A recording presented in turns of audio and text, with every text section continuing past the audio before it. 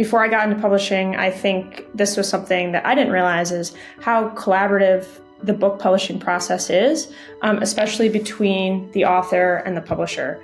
That process can take a long time. Sometimes we're taking over a year to publish a book. We want the author's involvement and we want the author to feel included, but a lot of that work is coming from the publisher's end. Everyone has the same end goal. We want to publish a great product. We want your book to have the best chance of success. We want people to judge a book by its cover. Today, I sat down with Cate Striesguth, a publisher with Severn River Publishing. She has been in the industry for over 4 years and has worked with several authors to publish 100 books. Today, we talked about current publishing trends, working with authors as a publisher, and more. Let's get into it. Hey everybody, I'm so excited to have Cate, one of our publishers, joining us today. We're going to be talking about a few of the ins and outs of publishing in her role. Thank you so much for joining us today, Cate. Thanks so much for having me, Catherine. Excited to talk. Yeah, me too. Can you give us a quick overview of your role as a book publisher? Yeah, so I like to tell people that I get the book from the author to the shelf. I'm sort of a product manager in a way. My day-to-days look very different, but mostly it's collaborating with a lot of different people in the publishing process, whether that be book designers, cover designers, editors, copywriters, and of course the authors. And then by the end of it, having a product that we can sell successfully and making sure that everyone's happy with it. And what is one thing that excites you the most about this collaboration process? I think a lot of publishers will say this, but I love getting to work with books and authors on a daily basis. As a book-obsessed person, you really can't get better than that. Definitely, that's what excites me the most. I think many people would say that about being, we're all just book nerds. Yeah. So kind of in on the other side of the coin of publishing, we have the authors, and sometimes they maybe misinterpret what publishing is all about, or maybe they overlook that. So what's one thing that you kind of see or that you think authors often misunderstand or overlook? Yeah, I think one major thing, before I got into publishing, I think this was something that I didn't realize is how collaborative the book publishing process is, especially between the author and the publisher. We both have stakes in what's happening, and we both want to put out the best product that we can. That process can, first of all, take a long time. Sometimes we're taking over a year to publish a book. And then the process can be kind of tedious at times. We want a lot of information from the authors. We're working with a lot of different stakeholders. We're communicating a lot. And it's not just as easy or as simple as getting the manuscript from the author and then sort of clicking some buttons and getting that onto Amazon or into a bookshop for purchase. So, yeah, there are so many intricate and moving parts to publishing a book that I think people don't ever really think about that when they go into a bookstore and see a book on a shelf. There were a lot of people involved to get it there.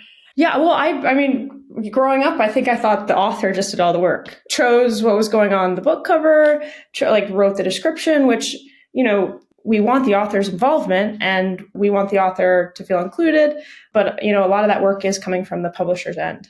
It's a team effort. It's a big team effort. Yes, definitely. And as you just mentioned, you mentioned the book cover, just offhandedly. And I think book covers have become so important in today's visual world. And I definitely think that is such an important quality in having a book.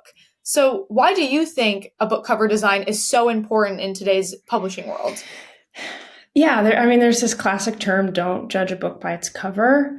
But I think a lot of times, that's what we have to go off of. And the opposite is sort of true. We want people to judge a book by its cover because we want the customers that are scrolling on Amazon or walking the aisles of Barnes & Noble to see our cover and be intrigued. And so I think it's a really important part of the purchasing process these days, especially, as you mentioned, we're a very visual forward society right now. It's also really important because we want to communicate genre effectively. We want to make sure that we are accurately portraying what's inside the book to the reader. So historical fiction readers. We want them to see our historical fiction books and be interested because we've branded it correctly. We've designed the cover in a way that audience is familiar with what we're putting out, if that makes sense.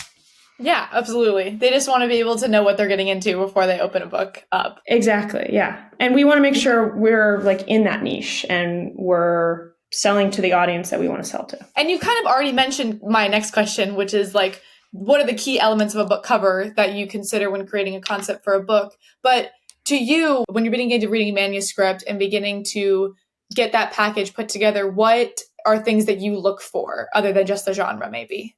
Well, it's sort of on like outside of the manuscript. I'm immediately thinking about market research and what's happening in the genre right now and what possible competitors are doing. What are people buying? And that informs like a huge part of the process for me. And I know for my team. But, when I'm reading a manuscript, I'm thinking, okay, like what part of this book, what part of the process, or what can I communicate to the designer that will accurately take what's on the page here and bring it to the cover.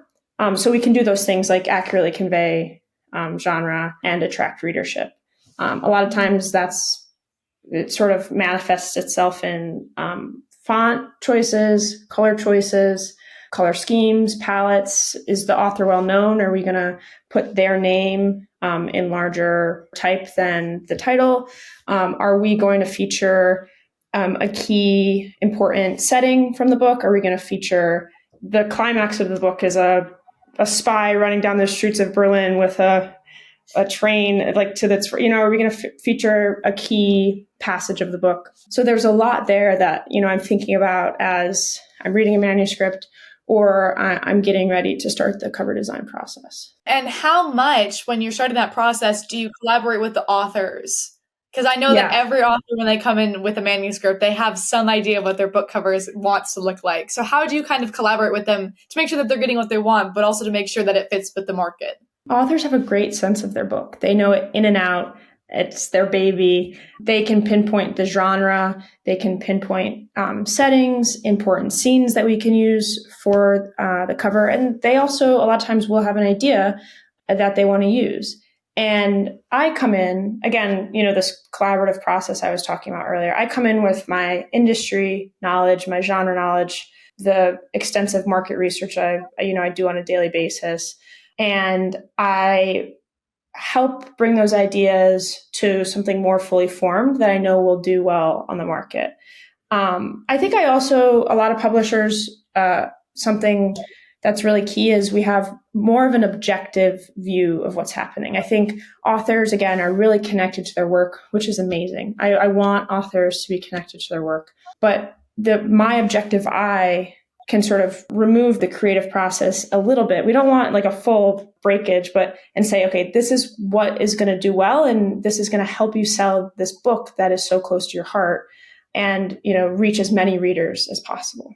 That was amazing. Yeah, that's a really good point that you kind of have to like lead them through into that just to help them a little bit to understand what's happening. So as we're kind of wrapping it up, I know very quick conversation, but I think that we have gotten so much from you. Are there any tools or resources you would recommend to authors looking to improve their publishing process?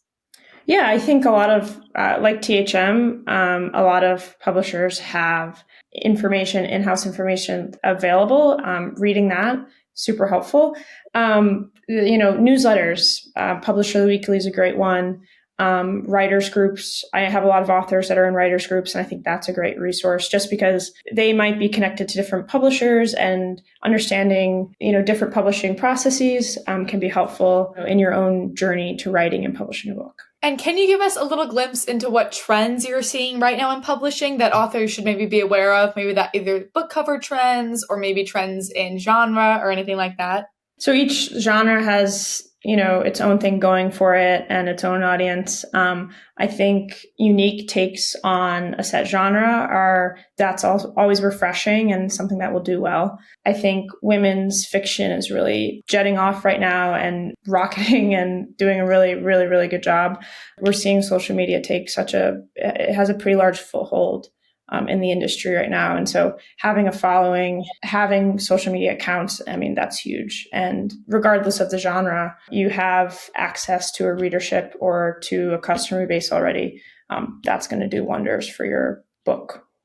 Yeah, they're an absolute easy audience to maintain. Yeah. And then last but not least, for our new authors watching, what's your piece of advice when it comes to working with a publisher? Yeah, I think it's be open to the process. Everyone has the same end goal. We want to publish a great product.